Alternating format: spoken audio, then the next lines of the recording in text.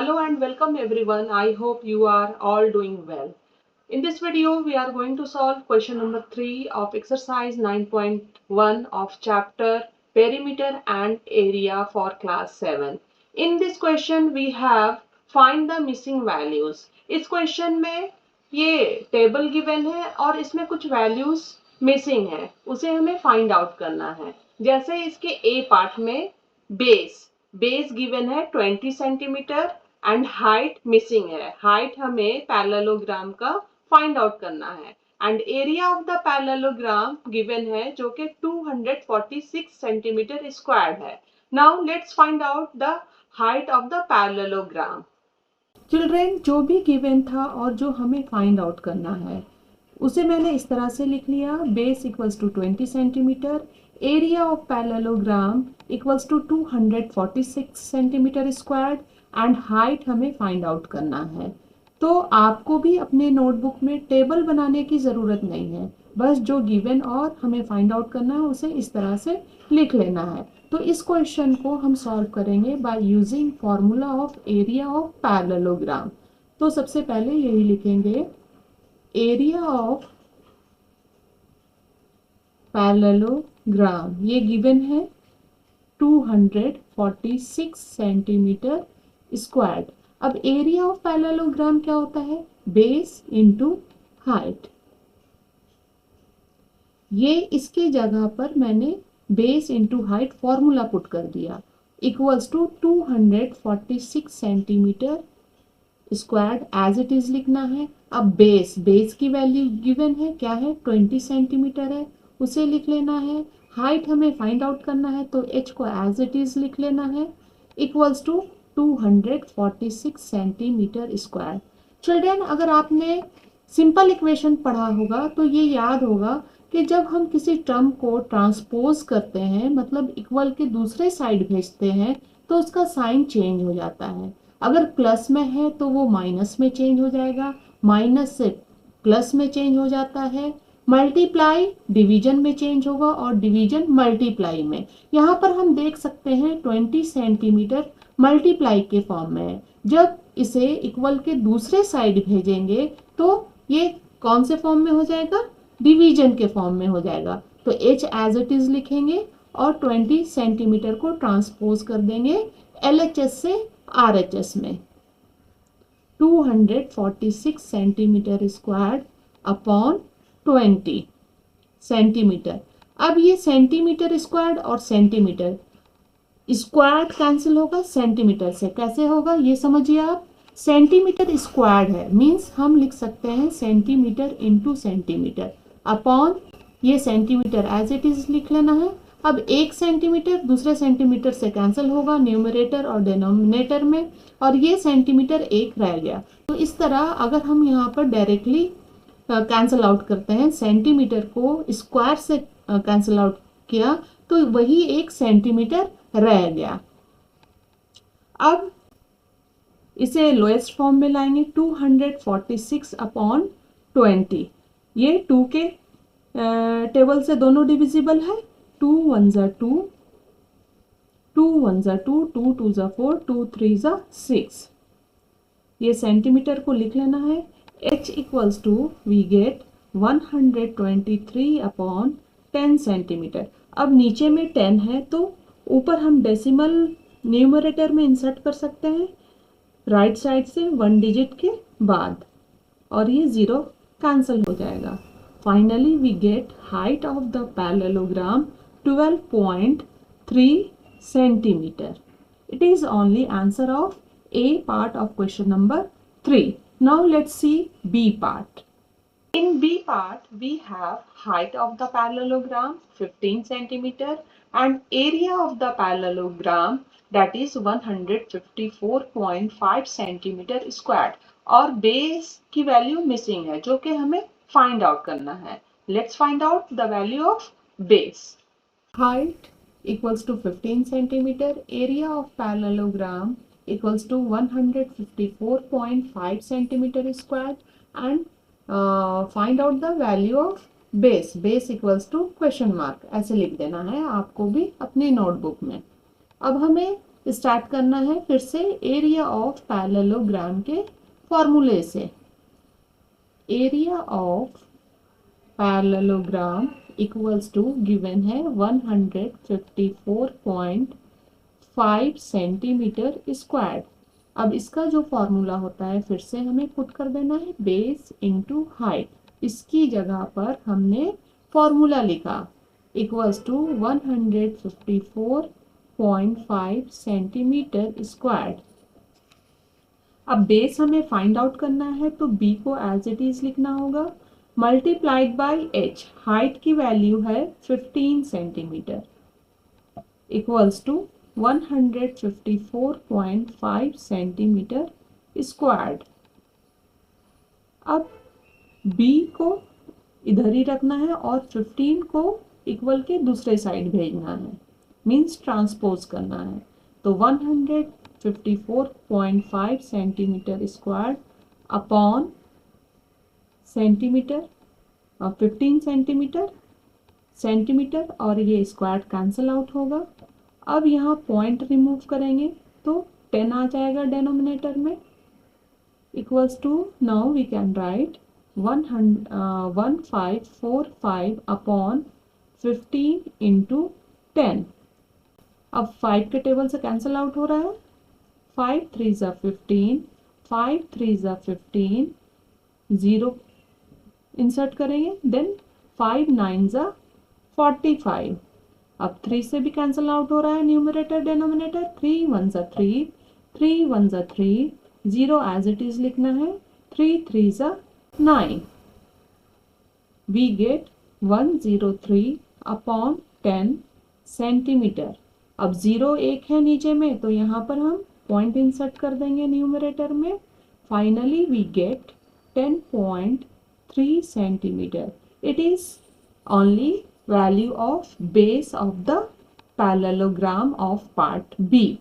Now let's see C part. In C part we have to find out the value of base. Height of the parallelogram is given, that is 8.4 centimeter, and area of the parallelogram is also given, that is 48.72 centimeter squared. Now let us find out value of base. In C part again we should start with area of the parallelogram. We can write area of parallelogram equals to 48.72 centimeter squared. अब इसका formula जो होता है वो put कर लेंगे, base into height equals to 48.72 centimeter squared. Base की value हमें फाइंड आउट करनी है तो बेस को b को एज इट इज लिखना है मल्टीप्लाइड बाई h। h की वैल्यू है 8.4 centimeter equals to 48.72 centimeter square. अब b को इधर ही रखना है and transpose 8.4 centimeter to other side of equal sign, तो ये डिवाइड हो जाएगा। इसको एज इट इज लिखा डिवाइडेड बाय 8.4 सेंटीमीटर स्क्वायर्ड और सेंटीमीटर कैंसिल हो गया। अब ये पॉइंट रिमूव करेंगे तो यहाँ पर क्या आ जाएगा, डेनोमिनेटर में 100 आ जाएगा और इसका पॉइंट रिमूव करेंगे तो न्यूमरेटर में 10 आ जाएगा। तो इसे एक स्टेप दूसरे स्टेप में फिर से लिख लेंगे। क्या क्या है हमारे पास, 4872 इंटू 10 अपॉन 84 मल्टीप्लाइड बाय 100, और ये सेंटीमीटर बचा हुआ है तो सेंटीमीटर भी लिख लेना है। 0 से 0 कैंसिल हो गया। अब ये 2 से डिवाइड हो रहा है न्यूमरेटर एंड डेनोमिनेटर, 2 4 ज़ा 8, 2 2 ज़ा 4, 2 2 ज़ा 4, 2 4 ज़ा 8, 2 3 ज़ा 6, 2 6 ज़ा 12। अगेन 2 से डिविजिबल है, 2 2 ज़ा 4, 2 1 ज़ा 2, 2 1 ज़ा 2, 2 2 ज़ा 4, 2 1 ज़ा 2, 2 8 ज़ा 16। अब ये 3 से डिवाइड हो रहा है, 1 2 1 8 एंड 21, 3 7 ज़ा 21, 3 4 ज़ा 12, 0 लिखेंगे, फिर 3 6 ज़ा 18, अब 7 के टेबल से हो रहा है डिवाइड 406, यस हो रहा है। 7 1 जा 7, 7 5 जा 35 एंड 7 8 जा 56। Finally we have 58 upon 10 centimetre.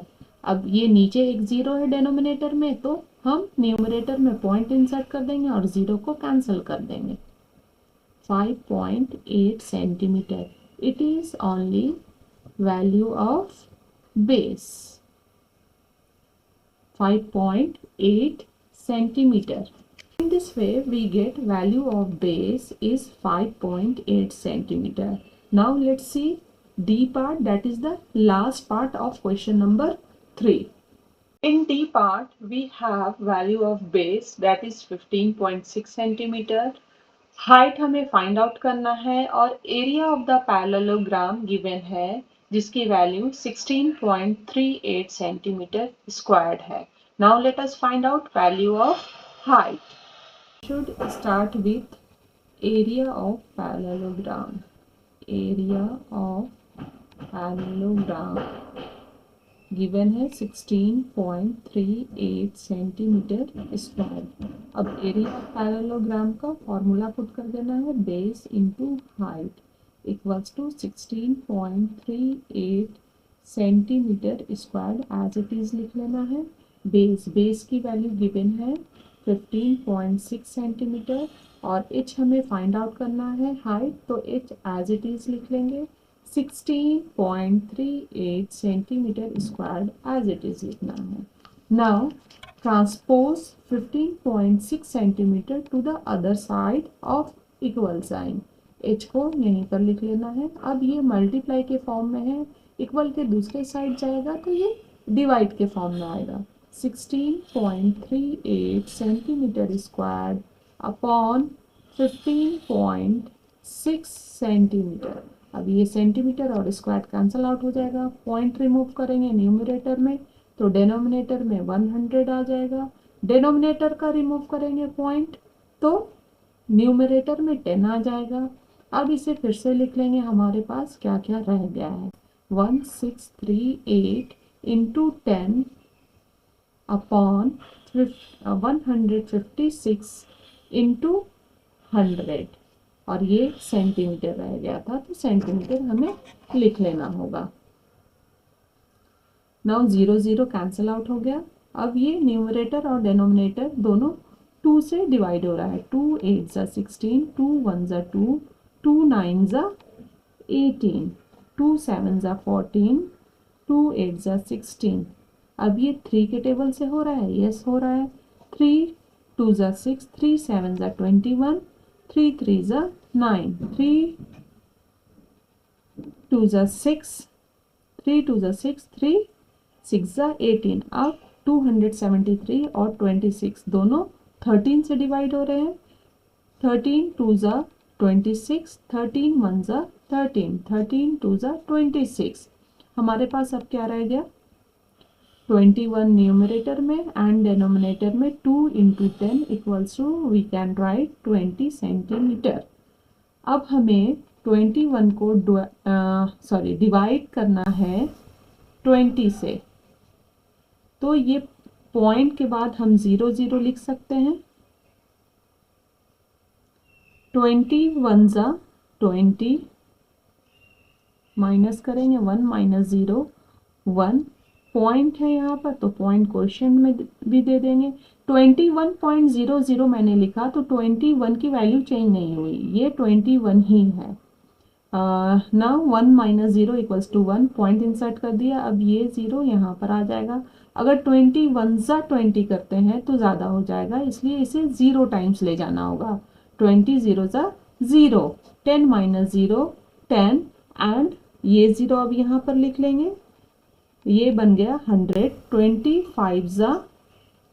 25 जा 100 we get 0. In this way we get value of height 1.0 centimeter. It is only value of height of part D.